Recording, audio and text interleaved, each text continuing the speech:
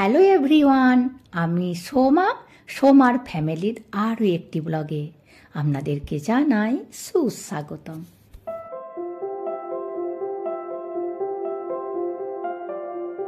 আজকে শনিবার আর এখন 8:30 মতো বাজে। আমরা বেরিয়েছি একটি তামিল বিয়ে বাড়ি অ্যাটেন্ড করতে। গত একটি ব্লগে দেখিয়েছিলাম হাজবেন্ডের একটি বন্ধু নেমন্তন্ন করতে এসেছিলেন ওনার মেয়ের বিয়ের জন্য, তো ওখানেই যাচ্ছি। 230 কিলোমিটারের মতো রাস্তা, ওই মাদুরাইয়ের কাছাকাছি এই জায়গাটি। তবে মাদুরাই পর্যন্ত যেতে লাগবে না, মাদুরাইয়ের একটু আগে। আমরা যেখানে যাচ্ছি ওই জায়গাটার নাম তেনি। তো এই তেনি মাদুরাই, ওখানে সব অরিজিনাল তামিল লোকেরা থাকে। আমাদের ওই কোয়েম্বাটুরে যেমন বেশিরভাগ তেলেগু তামিল ভাষাভাষী মানুষরা থাকে, কিন্তু এই সাইডে আবার তামিলরা বেশি থাকে। আর এখানের মানুষরা একদম শুদ্ধ তামিলে কথা বলে, যা টান দিয়ে দিয়ে কথাগুলি বলবে বোঝাও খুব কষ্ট। অনেক কষ্টে একটি দোকান পেয়েছি, ধোসা লুচি কিছুই নেই, শুধু এই পপস আর শাকের পকোড়া পেলাম। আমরা প্রায় 70 কিলোমিটারের মতো চলে এসেছি, মানে অনেকটাই গ্রামের দিকে চলে এসেছি, ওই জন্য ভালো রেস্টুরেন্ট কিছুই নেই। আমরা গাড়িতে চাপার পর থেকে হাজবেন্ডের বন্ধু যে কতবার হাজবেন্ডকে ফোন করলেন তার ঠিকই নেই। একটি করে জায়গার নাম বলছেন, এটি পেরিয়ে গেছিস, ওই জায়গাটি পেরিয়ে গেছিস। 10 মিনিট ছাড়া ছাড়া উনি ওই করছেন। দেখুন লাইন দিয়ে ভ্যানে করে কত গরু নিয়ে যাচ্ছে, মনে হচ্ছে এখানে কোথাও গরুর হাট বসে। বিক্রি করবে। যাই হোক, আমরা যে বন্ধুর বাড়িতে যাচ্ছি ওনার জীবনের সম্বন্ধে কিছু ঘটনা আমি আগের ব্লগে শেয়ার করেছি। তো আরও একটি ভয়ঙ্কর ঘটনা, যেটি শুনলে আপনারা চমকে যাবেন। এই হাজবেন্ডের বন্ধু একটি অ্যাক্সিডেন্টে 2 বছর কোমায় ছিলেন। কেউ ভাবেনি যে উনি আবার উঠে বসবেন। কোমা থেকে উঠে উনি ওনার বাড়ির লোকেদেরকে বলেন, আমি অনেক ঘুমিয়ে পড়েছিলাম, আমাকে তাড়াতাড়ি ডাকুনি কেন? তারপর বছর তারিখ দেখে উনি নিজেই অবাক হয়ে যান। তারপর একটু সুস্থ হয়ে হাজবেন্ডের কাছে আসেন। হাজবেন্ড ওনাকে দেখে তো অবাক, এতদিন কোথায় ছিলি, কোনো খবর নেই, ফোনে পাচ্ছিলাম না। তখন উনি হাজবেন্ডকে পুরো ঘটনাটি বলেন আমি 2 বছর ঘুমিয়েছিলাম। হাজবেন্ডও তো শুনে ভয়ই পেয়ে গিয়েছিল। একই তো 2টি ছোট ছোট মেয়ে, তার ওপর ওনার ওয়াইফ নেই, কি অবস্থা বলুন। ওনার বাড়ির লোকেরা খুব হেল্প করেছেন। উনি বলেন, আমার বাড়ির লোকেরা যদি না থাকতো আমরা 3 জন কখনোই বাঁচতাম না। উনি জীবনে কত কষ্ট সহ্য করেছেন বলে আজকে ভগবান ওনার মুখ দিকে তাকিয়েছেন। খুব ভালো ঘরে ওনার মেয়ের বিয়ে হচ্ছে, আর ওনার মেয়ে নিজে ডাক্তারিও পড়ছে। কথা বলতে বলতে আমরা চলে এসেছি। দেখুন আন্নাও চলে এসেছেন আমাদেরকে নিতে। হাজবেন্ড না একটি বাড়ি এসেছিল, রাস্তা আর মনে নেই।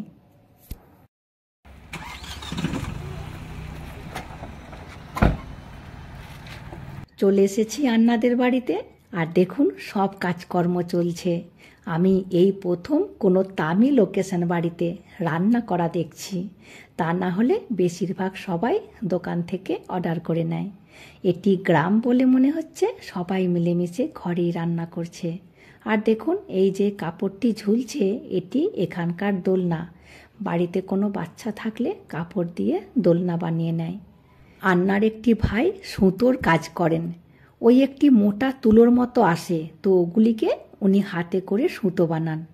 এই সুতোগুলি দিয়ে শাড়ি চুড়িদার সবই নাকি হয়, 100% পিওর কটন। ভোর 4টের থেকে উনি কাজ শুরু করেন সকাল 8টা পর্যন্ত। তারপর রোদে দেয়া, প্যাকিং করা, ডেলিভারি করা, এই সব করেন। এই যে এখানটিতে উনি লাঠি দিয়ে কাজটি করেন। ও সেরে সেরে সেরে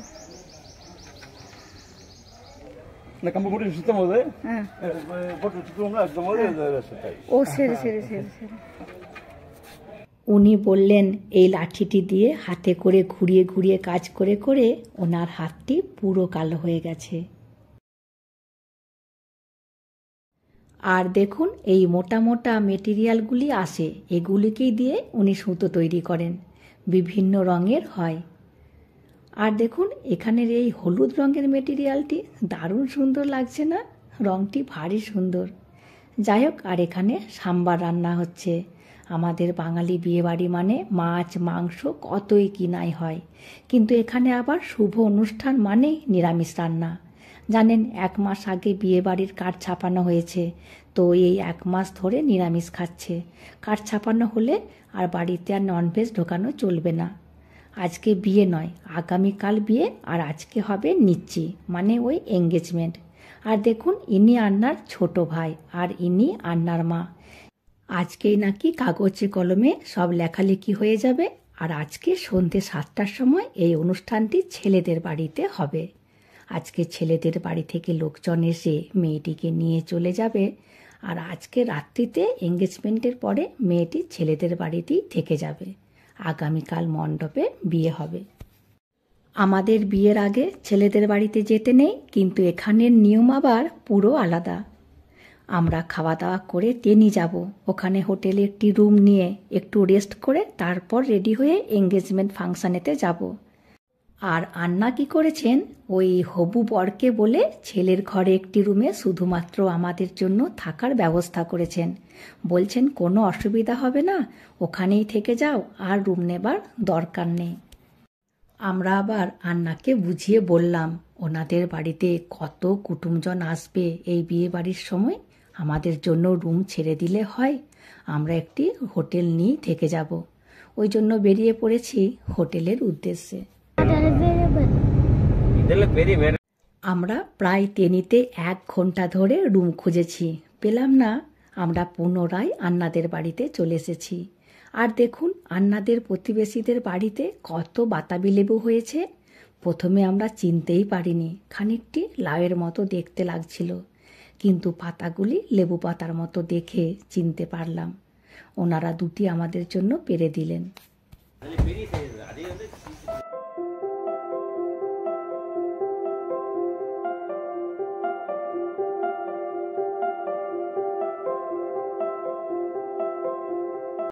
এই যে তামিলনাড়ুর তেনির একটি গ্রাম।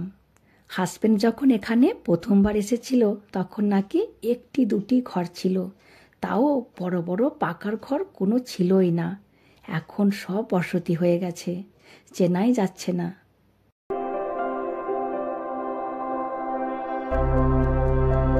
আন্নার মা, এখানে বয়স্ক মহিলারা রঙিন কাপড় পরতে বেশি পছন্দ করে। যাই হোক, এখন 5:30টার মতো বাজে। আমরা অনলাইনে সার্চ করে একটি রুম পেয়েছি, তাও আবার এখান থেকে 30 কিলোমিটার দূরে।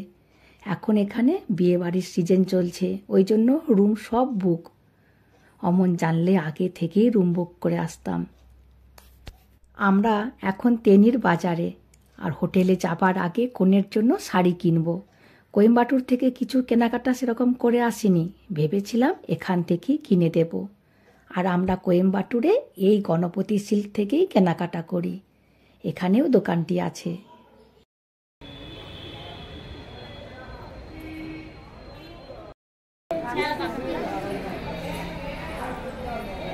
আমি খুব ভালোভাবে তামিলে বোঝালাম যে আমরা তামিল বিয়ে বাড়ি যাব, তো ভালোভাবেই তোমরা বলতে পারবে কেমন শাড়ি পছন্দ করবে তামিল কনে, ঠিক সেরকম মতো শাড়ি আমায় দেখাও।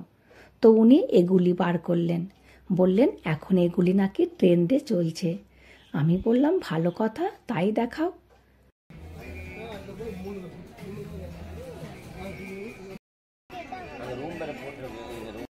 আমরা মানে বাঙালি কনে বউরা একটু ডিপ কালারের শাড়ি পরতে পছন্দ করি, আর এখানে আবার লাইট কালারের শাড়ি পরতে বেশি পছন্দ করে।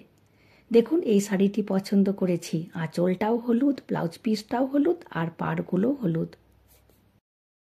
আমরা বিল করতে চলে এসেছিলাম, তারপরে হাজবেন্ডকে বললাম কি গো আমাকে একটি কিনে দেবে না? তবে চলো একটি পছন্দ করো। শুনে আনন্দে আটখানা হয়ে তাড়াতাড়ি করে এটি পছন্দ করেছি, ট্রেন্ডে চলছে বলছে। এটিও ওই হলুদ হলুদের মধ্যে, কিন্তু ডিজাইনটি একটু আলাদা। যাই হোক, এখানে না শাড়ি পছন্দ হলে পরিয়ে দেখিয়ে দেয়, তাই একটু পরে দেখে নিচ্ছি। ভগবানই জানে কেমন মানাচ্ছে, তবুও নিয়ে নিলাম।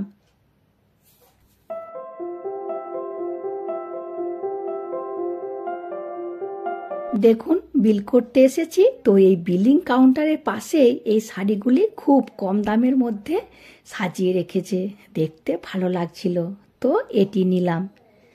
এটি কিন্তু সুতির শাড়ি, মন্দিরে পুজো দিতে গেলে পরা যাবে।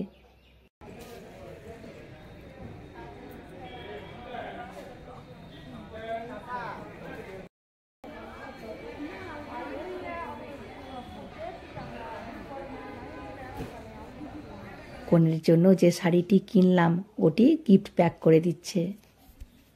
মাদুরাইয়ে জিগর ঠান্ডা নামে একটি ফেমাস আইসক্রিম পাওয়া যায়, তো দেখছি এখানেও পাওয়া যাচ্ছে। আর ছেলেমেয়েরাও কবে থেকে বলছে জিগার ঠান্ডা খাবো, চলো তাহলে একটু করে বরং নিয়ে নিই। কিন্তু সেই মাদুরাইয়ের মতো টেস্টটা পেলাম না। যেখানের জিনিস সেখানেই মনে হয় ভালো পাওয়া যায়। যাই হোক, এখান থেকে বেরিয়ে আমরা সোজা যাব হোটেলে। এই যে দেখুন, চলেও এসেছি। আর এটি না ঠিক হোটেল নয়, এটি একটি ওই মণ্ডপের মতো। যাই হোক, আর কিছু করার নেই, রুমই পাচ্ছিলাম না, এটাই যে পেয়েছি এটুকুই অনেক। আজকে রাতটুকু তো কাটাতে হবে। আর দেখুন, সন্ধে হয়ে এসেছে, আর এই এরিয়াটাও খুব সুন্দর লাগছে।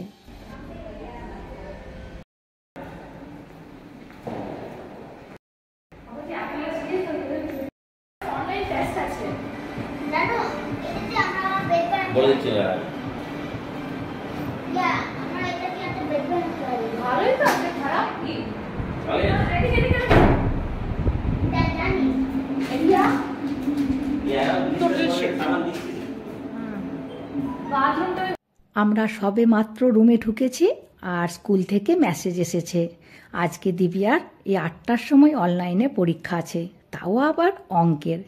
আমাদের আর এঙ্গেজমেন্টে যাওয়া হবে না। তাছাড়া রুমে ঢুকে যেতে আর মনে হচ্ছে না কোথাও বেড়ায়। আর আমরা সবাই এমনিতেই ক্লান্ত। আর হাজবেন্ড তার বন্ধুকে যেই ফোন করে বলল আমরা যেতে পারবো না, শুনে তার কি মনটি খারাপ।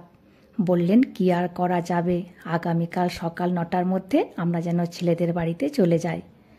দুপুরে ওই সাম্বার রাসাম খেয়ে ছেলে মেয়েদের ঠিক পোষায়নি, ওই জন্য খাবার আনতে যাওয়ার আগেই বলে দিয়েছিল কিছু ভালো মন্দ নিয়ে আসবে।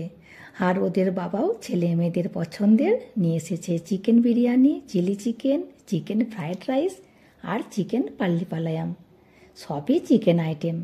আর জানেন, তামিলনাড়ুতে এরকম কালো কালো বিরিয়ানি পাওয়া যায়, ওই পুদিনা দিয়ে বানায়, খেতে কিন্তু খারাপ লাগে না। যাই হোক, চলুন আমরাও এবার খেয়ে নিই। ভিডিওটা তাহলে আজকের মতো এখানেই শেষ করছি।